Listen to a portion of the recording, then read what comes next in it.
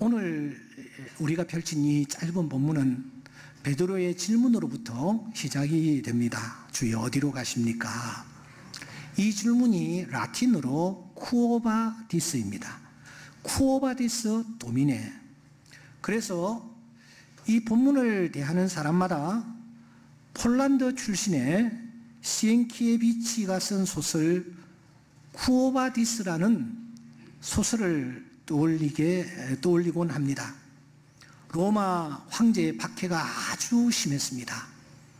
하지만 이 베드로는 그 로마 시내에 숨어 들어가 복음을 전하고 있었습니다.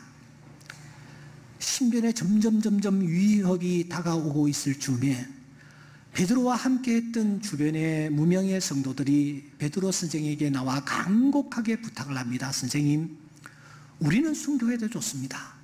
그런데 베드로 선생님이 이 상황에서 순교하면은 교회에 큰 마이너스입니다. 이번에 이 박해를 조금만 피해 계시다가 다시 들어오시면 어떻겠습니까? 베드로가 생각할 때에 참 그게 옳은 얘기인 것 같았어요. 그래서 이 베드로가 밤중에 로마 시내를 빠져나오는 것입니다. 새벽이 가까울 무렵에 그 유명한 아피안 가드로 그가 발걸음을 옮기고 있을 때에 날이 밝아지면서 동쪽에서 거대한 태양이 팍 떠올랐습니다. 태양을 바라보는 순간 깜짝 놀랐습니다. 그 태양 속에 흰옷을 입으신 예수 그리스도께서 자기에게 나타나신 것입니다. 밝은 빛과 함께. 깜짝 놀란 이 베드로가 그 앞에 무릎을 꿇었습니다. 그리고 주님을 향하여 주여 어디로 가시나이까? 쿠오바디스 도미네 했습니다. 그러자 주님께서 말씀하십니다. 내가 나의 백성을 버리고 나왔으니 내가 그들을 위하여 한 번 더 십자가를 지려 하노라. 충격을 받은 베드로가 그 말씀 앞에 그는 다시 일어나서 자기가 빠져나오려던 그 길을 되돌이켜 박해가 있는 그 로마를 향하여 다시 되돌아 걸어가는 것입니다. 그리고 그 로마 시내에서 복음을 전하다가 그런 장렬하게 순교의 제물이 되는데, 이 소설에 의하면 베드로가 그때 거꾸로 못 박혀 순교를 했다, 그런 내용입니다. 물론 소설입니다. 그러므로 각색이 되어 있을 것입니다. 사실 베드로가 그때 주님을 만났는지, 주님을 만나 쿠오바디스라는 질문을 던졌는지 우리는 사실 알 길이 없습니다. 하지만 이와 관련하여 성경에서 우리는 이런 기록은 발견할 수가 있습니다. 요한복음 21장 18절에 보니 주님이 베드로에게 말씀하십니다. 야, 내가 젊어서는 스스로 띠뛰고 원하는 곳으로 다녔지만 늙어서는 내 팔을 벌리리니 남이 내게 띠뛰고 원하지 않는 곳으로 데려가리라. 그리고 이렇게 말씀하십니다. 이렇게 말씀하시면 베드로가 어떠한 죽음으로 하나님께 영광을 돌릴 것을 가리키심이로라 했습니다. 베드로의 죽음에 대해서 예수님께서 상당히 리얼하게 표현하시면서 예언하시는 것입니다. 너가 죽되 팔을 벌릴 것이다. 사람들이 원하지 않는 곳으로 너를 데려가게 될 것이다. 여러분, 그 좀 대단히 의미심장한 그런 뉘앙스를 풍기는 말씀 아닙니까? 그래서인지 대부분의 기독교 역사학자들은 이 베드로가 로마에서 복음을 전하다가 장렬하게 순교했다 하는 부분에 대해서 동의를 합니다. 또 하나, 그가 그냥 죽은 것이 아니라 좀 처참한 방법으로 세상을 떠난 것이 틀림없다. 평범하지 아니한 죽음을 맞이했음에 틀림이 없다. 이 부분에도 동의를 하고 있습니다. 여러분, 딴 생각을 할 여지가 전혀 없는 분위기입니다. 저 뒤에 어떤 분이 지금 핸드폰을 꺼내놓고 계시는데, 핸드폰을 꺼내놓고 여러분 핸드폰을 할 수 있는 분위기입니까? 검색을 하거나 카톡을 할 분위기입니까? 옆에 있는 누구와 지금 잡담을 할 분위기입니까? 최후의 만찬 그 현장은 전혀 그렇지 않았습니다. 진지하고 엄숙한 분위기, 한 말씀 한 말씀에 귀를 기울이는 그런 분위기가 형성되고 있었습니다. 그런데 그 분위기를 깨고 베드로라는 사람이 주님을 향하여 질문을 던지는 것입니다. 그 질문이 무엇입니까? 그 질문이 무엇입니까? 쿠오바 디스 도미네입니다. 만일 베드로가 그 현장에서 헬라어로 말했다면 퀴리아프 휘파게이스라고 말했을 것입니다. 여러분, 이 질문을 어떻게 생각합니까? 베드로의 질문 말입니다. 저는 이 베드로의 질문을 앞에 놓고 몇 번이나 고개를 갸우뚱했습니다. 아, 이거 정말 이상하다. 아니, 어떻게. 저는 본문을 향하여 계속해서 고개를 갸웃거렸습니다. 왜 내가 고개를 갸우뚱했는지 아십니까? 베드로가 질문을 할 수가 있습니다. 그런데 만일 질문을 꼭 던져야 했다면 그는 주님이 지금 말씀하시는 영광이라든지 혹은 사랑과 관련된 질문을 던져야만 합니다. 그게 제자로서 갖추어야 할 태도입니다. 왜냐하면 우리 주님께서 지금 피를 토하는 심정으로 영광에 대해서 말씀하고 계시며 사랑에 대해서 강조하고 계시기 때문입니다. 그러므로 그 말씀을 받은 자가 질문을 던지면은 영광에 대해서 궁금한 부분, 사랑에 대해서 더 듣고 싶은 부분에 질문을 던져야만 하는 것입니다. 그런데 이 베드로가 쿠오바디스, 난데없이 쿠오바디스 도미네 합니다. 그러므로 이 질문은 지금 분위기와도 맞지 않고 주제와는 너무 동떨어진 그런 엉뚱한 질문, 생뚱맞은 질문이라고 하지 않을 수가 없습니다. 이것은 여러분 무엇을 우리에게 시사합니까?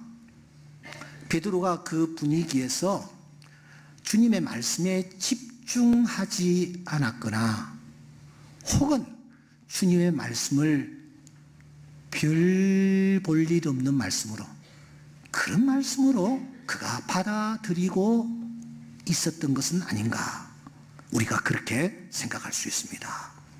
또 하나는 그가 지금 어떤 일에 마음을 빼앗기고 어떤 다른 것에 골몰하고 있었기 때문에 주님의 말씀의 핵심을 놓쳐버리고 있었기 때문에 그가 이런 질문을 한 것이 아닌가, 그런 생각을 우리가 할 수가 있습니다. 그렇다면 여러분은 어떻게 생각하세요? 베드로가 예수님의 말씀을 대수롭지 않게 생각했기 때문일까요? 아니면은 어떤 일에 마음을 빼앗기고 있었기 때문일까요? 둘 중에 어느 부분을 여러분들은 어느 부분에 동의를 하십니까?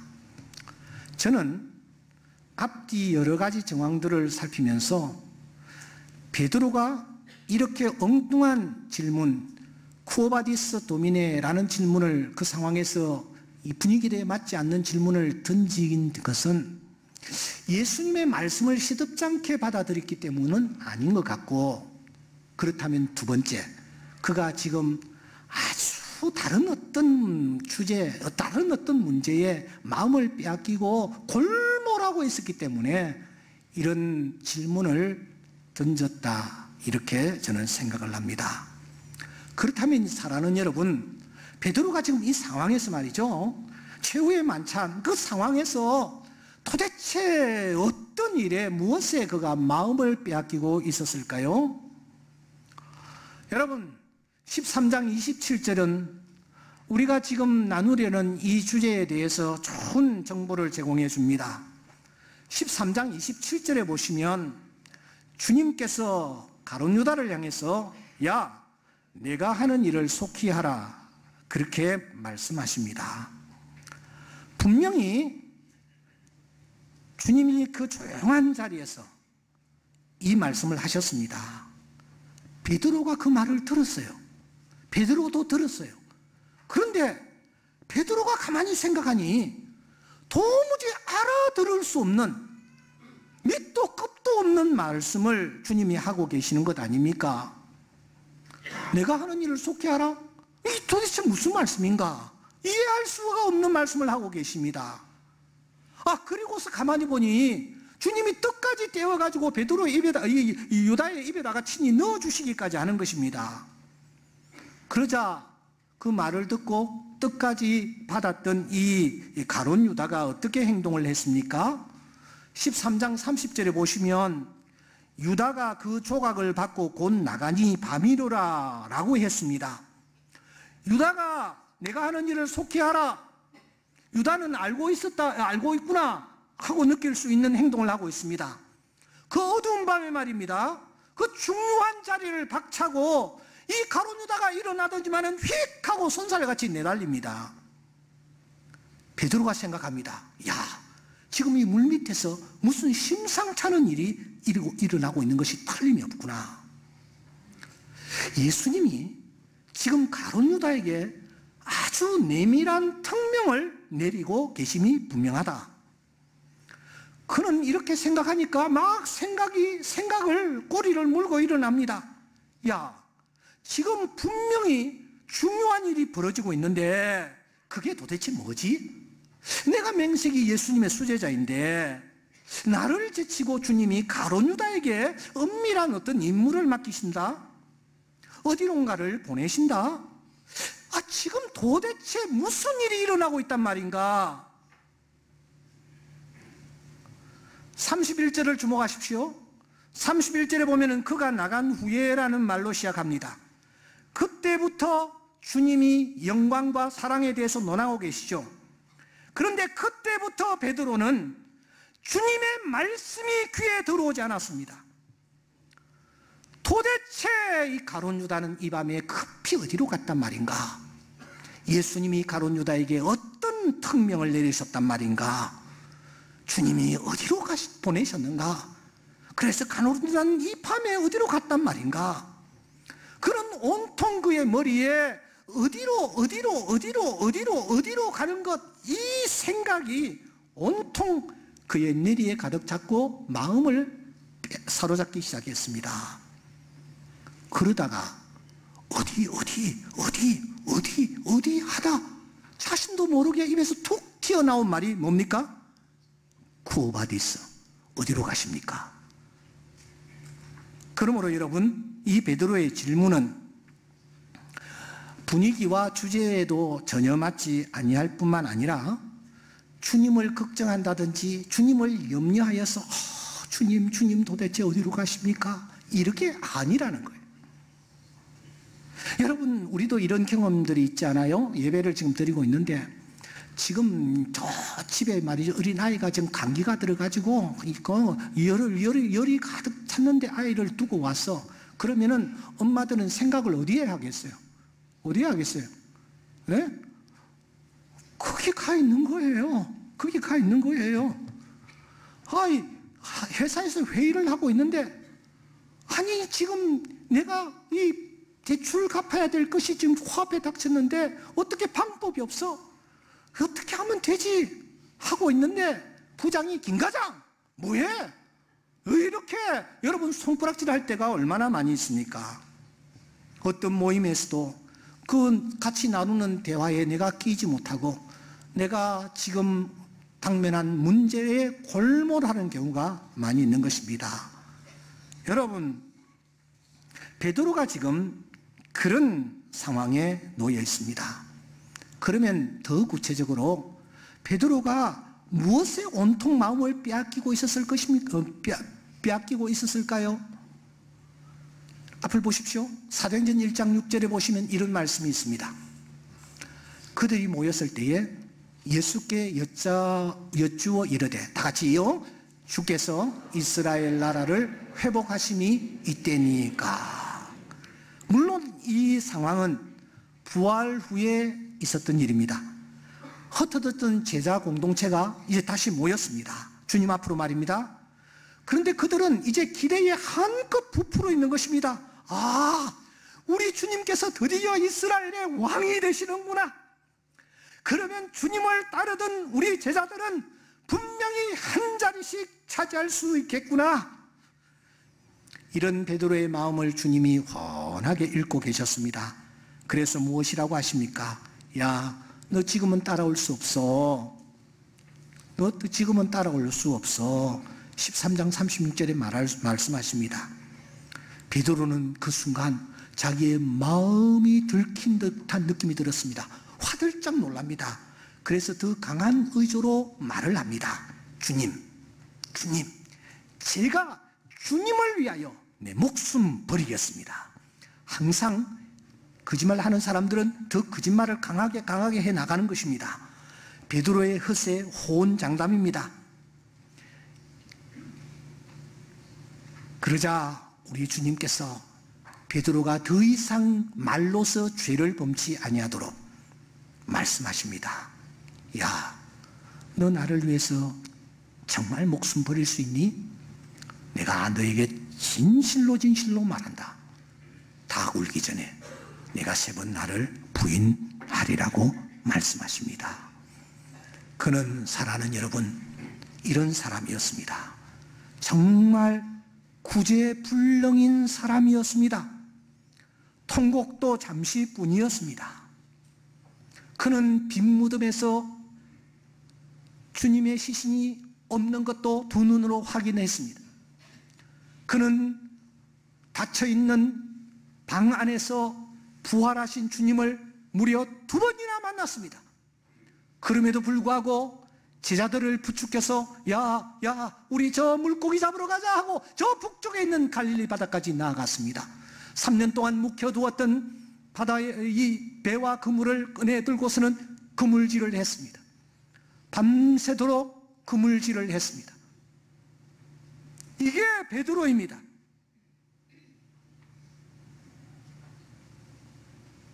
그런데 사랑하는 여러분, 이렇게 구제불능인 베드로를 주님께서는 놓치지 아니하시고 두 번째 구오바디스, 주님 어디로 가십니까? 하고서는 몸을 돌이켜 다시 로마에 들어가 복음을 전하다가 순교할 수 있는 그런 자로 만드신 주님의 뜻이 어디에 있습니까? 다시 한번 본문을 보시면 주님께서 말씀하십니다. 36절에 따라합시다. 후에는 따라오리라. 한 번 더, 후에는 따라오리라. 지금은 따라올 수 없지만 너 후에는 따라오리라. 후에는 주님께서 따라오게 해 주시겠다. 베드로를 향한 하나님의 선하신 뜻이 있는 줄 믿습니다. 지금은 못 따라온다. 안 돼. 그러나 후에는 따라오리라. 때문에 주님은 계속하여 이 베드로에게 은혜를 베풀어 주시는 것입니다. 나는 지금 담임 목사로서 30년 이곳에 있으면서 도대체 나를 위한 구오바디스인가? 주님을 위한 구오바디스인가? 나는 지금 어디를 향하고 있는가? 이 로마 시내에서 빠져나오고 있는가? 다시 들어가려고 하고 있는가? 내가 나의 백성을 버리고 나왔으니 내가 그들을 위해 한 번 더 십자가에 못 박혀 죽으려 한다. 이 음성이 내 귀에 들릴 때에 나는 과연 내가 걸어가려고 생각했던 길을 포기하고 주님의 길을 걸어갈 준비가 되어 있는가? 성경을 펴들고 한참이나 무거운 마음으로 엎드려서 기도했습니다. 하나님, 나는 아직도 여전히 첫 번째 쿠오바디스에 머물고 있는 자식입니다. 나를 용서하여 주시옵소서. 여러분들은 어떠하십니까? 특히 이번에 임직받는 분들은 어떠합니까? 여러분들은 신앙생활 하신 지 얼마나 되셨습니까? 지금 여러분들이 진정 주님이 어디로 가시는지, 주님의 발걸음과 시선이 도대체 어디에 쏠려 있는지 관심 있습니까? 주일날 교회에 오셨습니다. 주님은 이 시간 여러분들에게 묻습니다. 쿠오바디스, 쿠오바디스, 어디로 가는데 관심을 갖고 있느냐고 묻습니다. 지금 예배를 드리면서도 예배 드리고 난 뒤에 어느 식당으로 갈 것인가? 뭘 도대체 먹을 것인가?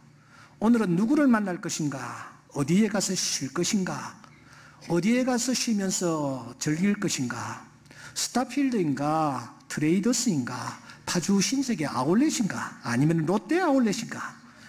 여러분 온통 어디에 갈 것에 대해서만 관심을 가지면서 오늘 이 자리에서 예배 드리고 있지는 않습니까? 어디에 가는 것 여러분 너무 좋아하지 마시기 바랍니다. 요즘은 사설 탐정들이 활동하고 있습니다. 흥신소 직원들이 밤낮으로 우리들을 주시하고 있습니다. 여러분 사진 한 장이나 주소 하나만 건너주면은 전화번호 하나만 건네주면은 모든 것들이 다 까발려지는 세상입니다.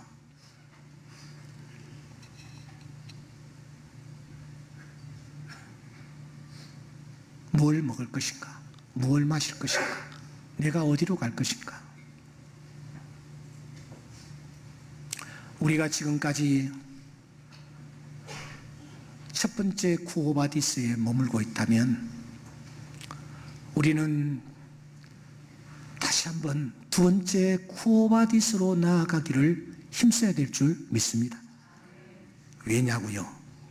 성경에서 이렇게 말씀하고 있기 때문입니다. 또한 너희가 이 시기를 알거니와 자다가 깰 때가 벌써 되었으니 이는 이제 우리의 구원이 처음 믿을 때보다 가까웠습니다. 우리의 구원이 처음 믿을 때보다 더 가까워졌습니다. 하나님 앞에서 주님의 뜻을 쫓아 살다가 주님 앞에 서기를 다짐하는 우리 모두가 될 수 있기를 주의 이름으로 축원합니다.